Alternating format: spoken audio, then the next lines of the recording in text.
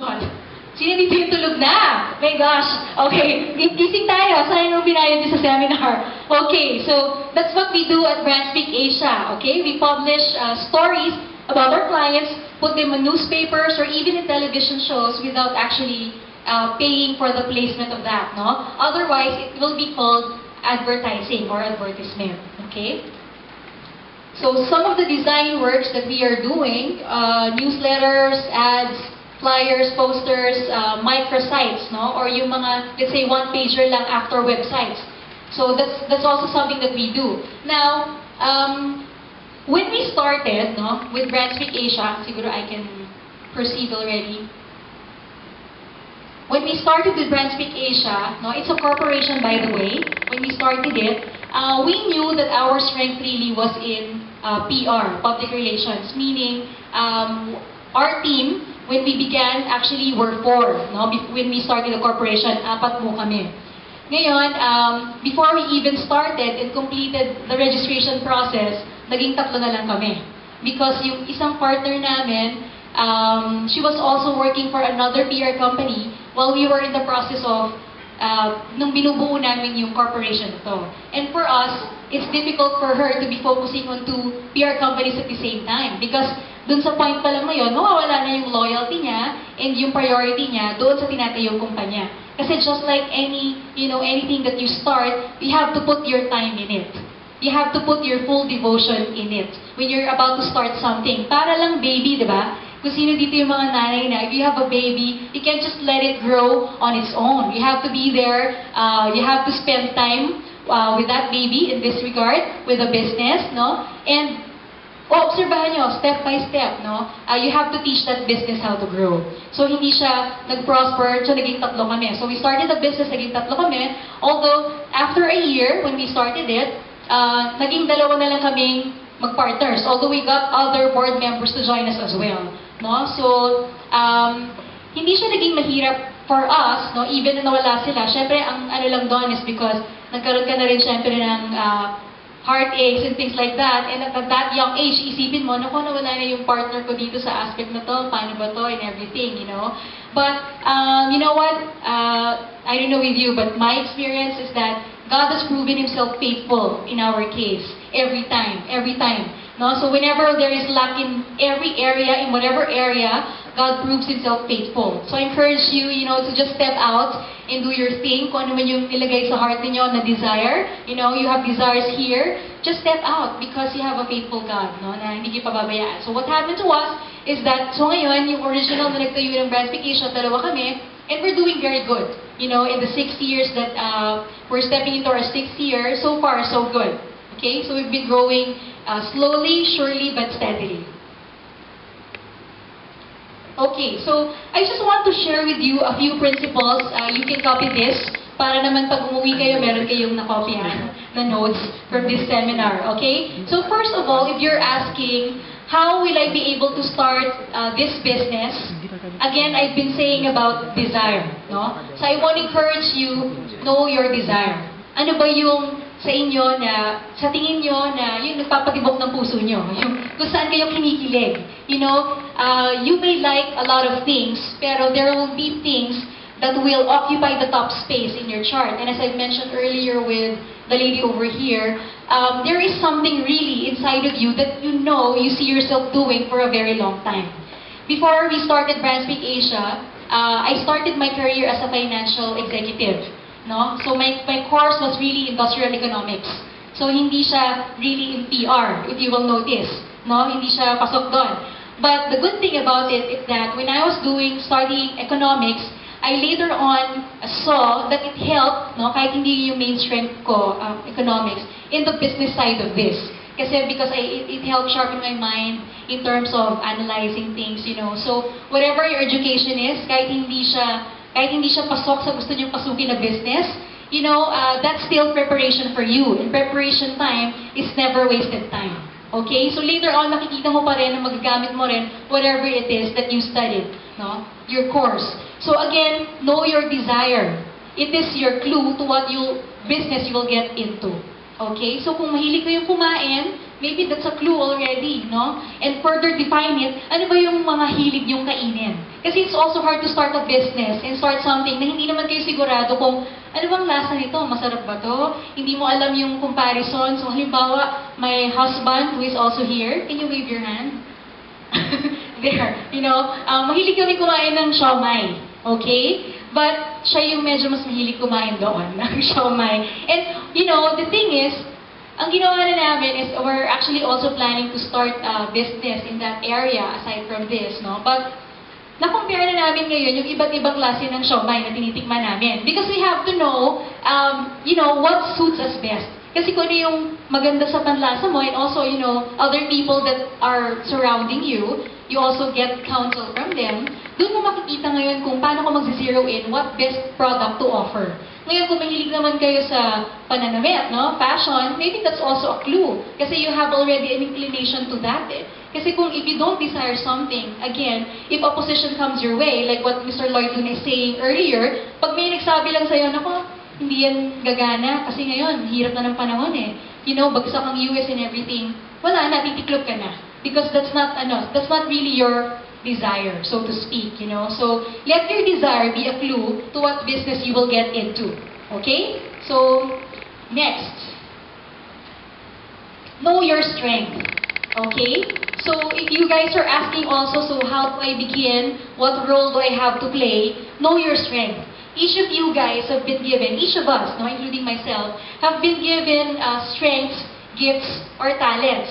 No? So when starting a business, this is something that's really important for you to know. You have to know who you are.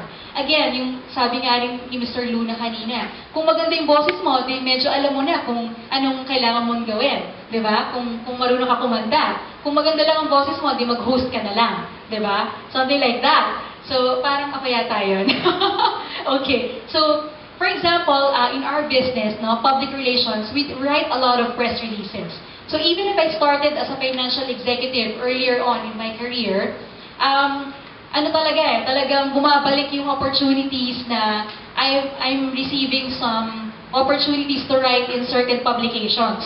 So, what I do, I write, and fortunately, those articles get published. So really, nai-ignite pa rin yung passion and desire ko na meron talaga ako, which is really into writing also. That's something that I consider as my strongest asset. No? So communication, particularly in writing. So you guys know your strengths. Saan ba kayo talagang magaling? Because if you will zero in on your weakness, something na hindi nyo rin talaga kayang gawin, mauubos lang yung oras nyo, kakapiga sa sarili nyo, para gawin yung isang bagay na kailangan baka ibang tao na yung gumagawa. That's why when we started our company, initially, we knew each other's strengths. We had to assess kung, okay, what area should I handle? And in that case, nung nag-start kami, my experience after being a financial executive was really in the development of business communication proposals, meaning in different campaigns for different brands. I wrote it because I also had a stint in another PR company that gave me an experience for that. So, before I left that company, I was able to help that company grow the business, adding about 26 million worth of clients to their account in just 1 year. So, again, not to boast on that, but that was already my clue na I must be doing something good, or this could be my strength. Because at that time, when I was working there, I was employed, I was really enjoying. But the thing is, I had 2 younger children then. Bata pa sila, they were babies. Ang mahirap lang nung time na yon, when I was employed, is that hindi na ako umuwi because I was working really hard, to fend for the children and everything. So, that's very difficult. And dumating yung time that I felt na, wait, kahit gustong-gusto ko itong ginagawa ko, which is writing, developing business proposals, parang merong mabigat pa rin sa loob ko. I'm sure meron sa inyo na nakakaramdam din yan somehow, na parang, wait, I don't think I'm supposed to be here right now. I think I'm supposed to do something else. I felt that, and I remembered what the Lord said, which is, when He adds a blessing to you, He adds no sorrow to it. Because ang trabaho naman po, employment, it's really a blessing from God. Diba? Because kung wala kang trabaho, wala kang kinikita. Diba? It's really a blessing. But the thing is, when I was working in that company, I was really losing my joy already. It was becoming sorrowful, even if I really love what I was doing. So there were several factors that added to that. And that made me decide, wait, there must be something else for me, you know? And that was the time when we decided, okay, I'll step out. And maybe, actually, initially, hindi agad kami, like me, hindi agad ako nag-decide na, okay, alis na ako dito. I'll put up a business na lang, you know? That's not what I was planning. But what I focused in was that I knew my strength was in writing, you know, communications, campaign, business proposals. That was my clue kung ano yung gusto kong gawin next. So what I did next was, doors of opportunity opened up for me. Clients are calling me na, oh, nasan ka na? Do you want to write, you know, help me do this and do that? So I became consultants now for other multinationals in developing their PR campaigns. You know, and I got even sent abroad to do some of those PR campaigns. So noon, I became a freelance. So after employment, I became a freelance for a very short time, you know, until I felt, teka, medyo dumadami na yung inquiries na nakukuha ko, and I was just a freelancer. So I thought, okay, maybe it's time for me to develop a team. Bumuo na ng team. Because I don't have everything. You know, starting a business is also something that you can, you know, put in your mind na, you know, you may be good. Walang perfect dito, no? Si Mr. Lloyd Luna lang ang perfecto dito. Pero, you know, people can add to what, you know, you want to do. So that's also something that you can consider, which leads me to the next principle that I so worked when starting this business, which is calculate your ROR, okay? I hope you remember this. Calculate your ROR. ROR, meaning R is for resources, O is for opportunity, and R is for risk. So in starting a business, hindi rin okay na, okay, sige, start na tayo ng business. O, sige, ito, I'll give you this money, I'll give this one. You have to give thought to that also. Because there are certain things you have to think about. Are you ready to lose some things? Because when you go into business, siguro kung franchising, it's also okay na you're employed and then you start your own franchising. But again, we're working with some of the franchising associations in the country like yung AFI, Go Negosyo, Philippine Franchise Association, and the statistics that they're telling us is that marami nagsa-start ng franchise, kaya lang, pag dumating yung point na kailangan nilang bumalik sa trabaho nila, napapabayaan nila yung franchise nila. So somehow, nagkakaroon din ng myth in franchising na you can do this kahit nagtatrabaho ka without really giving much time into it. Kasi may sistema na, may training, and everything. But just like a new business, even if you start your own franchise, you will still need to put effort and time into learning and growing your franchise. You know, so kung familiar kayo sa franchise, no? Basically, franchise is buying, you know, royalty from another brand, and then you implement that. And it's much easier compared to starting your own because there are systems and processes in place na nga.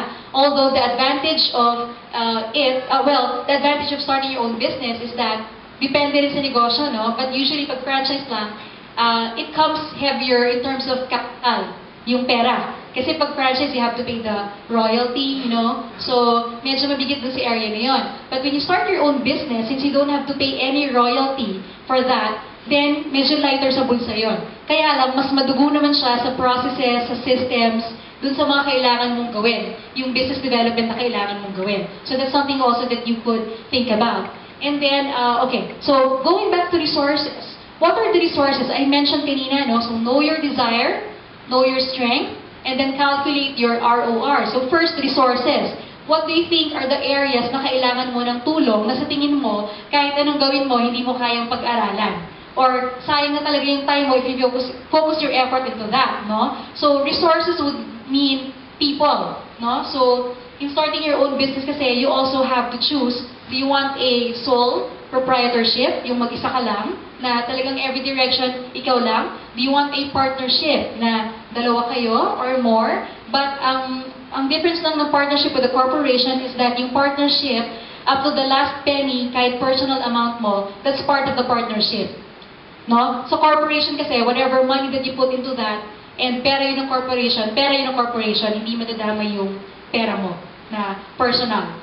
Okay, so that's something. So kung resources mo, you can ask yourself, what do you have right now that you can use? No? So when we were starting BRANDSPEAK Asia in 2006, we had some capital, pero it's not enough for us to put up our own office right away. So what we did was, I talked to my dad. So sino dito ang blessed kasi may mga daddy? Diba? Lahat tayo. So assess your relationship. Kasi with me, what's good is that my dad is also an entrepreneur. He has his insurance business for 30 years now. So his office, I used it as an administrative office. So what I put in my calling card and everything, nilagay ko muna yung business office niya para if I have to meet a client, there is an office na pwede namin puntahan together. Kasi otherwise, your clients would also research, are you just a person operating behind a phone booth, di ba? Na tumatawag ka na from there, this is Leigh and this is my business, you know. Your business has to appear legit. Okay? So, yeah, that's something that we did. So, in the beginning, we really worked extensively sa bahay. Because in our case naman, it's a service-oriented company. Meaning, we provide the service to our client. Parang ad agencies, you know, it's the same thing. Nagde-develop kami ng concepts and brands. And working at home is possible for us. So, assess nyo rin, is it possible for you to, let's say if your mother's also to stay at home first in the beginning, and then eventually, when you have already raised enough capital, enough savings, then that's the time that you venture out. You take things slowly also, you know? Or another thing is that actually you can also make a loan. But when you make a loan, you remember also that you make a loan with the amount that you can sleep with. Meaning, don't make any loan na alam mo na mahirap talagang bayaran or yung hindi ka na makakatulog. Na bawat gawin mo na lang, kahit pumunta ka pa sa toilet, maiisip mo pa rin yung niloan mo. Okay? That's something also. Because when you start a business, again, this is also supposed to be a blessing to you. So it doesn't have to be, you know, when you do something, it has to be light and easy, may hard work done, but because it's your passion, it's your desire, you don't actually mind doing it, you know, because that's what you like best, that's what you love doing. Okay, so that's part of the resources. And then, what opportunities can you seize? Again, we started BRANDSPEAK in May 2006. Can you have water? Okay, when we started BRANDSPEAK in 2006, wala pa kami talagang client. But what's good, since when we started it, medyo nandun kami sa age na talagang kailangan din, kumbaga, it's hot for the market, our age. So, there was a job interview for one of our partners, and they need a PR man to do it. So, during the interview, one of our partners came to that interview, and imbis na makumbinsi siya ng kumpanyang yon to work for that company, nakumbinsi niya, yung partner namin, yung kumpanyang yon to work with our company. So meaning, that interview that he had became our very first client. So even nung natapos na kami everything dun sa papers namin, we finished it May 4, May 6, we already had a press conference. Ganun siya ganun siya yung timing niya. So again, I cannot really boast of this, no? But it's also favor that we received from the Lord. You know, kasi yung ganun, things like that, you cannot arrange it. And it's not just me, it doesn't have to happen only to me, but it can also happen to you. Whatever the Lord is doing on my behalf, He can also do to you. Kasi He plays no favorites naman. Okay, so, how will you compensate for loss of income and still meet your responsibilities? Ngayon, if you guys here are parents, or you have responsibilities that you need to meet, kasi there's also a gap talaga in building or starting your business. There's really a time that you have to spend, you know, spend time and effort talaga na nakatuto ka doon.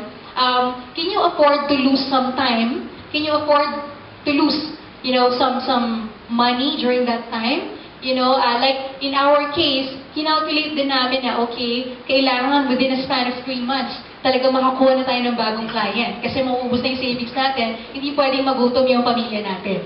Okay? So that's something that you can also think about. Now, when starting a business, it's not only a blessing to you, but it's also a blessing to your family or to your loved ones.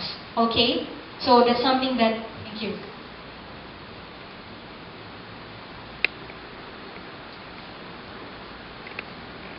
Okay, so what I was talking about is actually the risk, no? So before you enter in and begin that business, you have to also calculate the risk. So that, pag nag-start kayo, hindi yung nag-start kayo, for example, you took a loan, nabaon na kayo agad sa utang. So, hindi na kayo makamove forward because while you're building the business, you have to pay off naman a lot of debts. You know, so in our case, we're on our 6th year, but we're proud to say na wala kaming utang. We started the company and we didn't make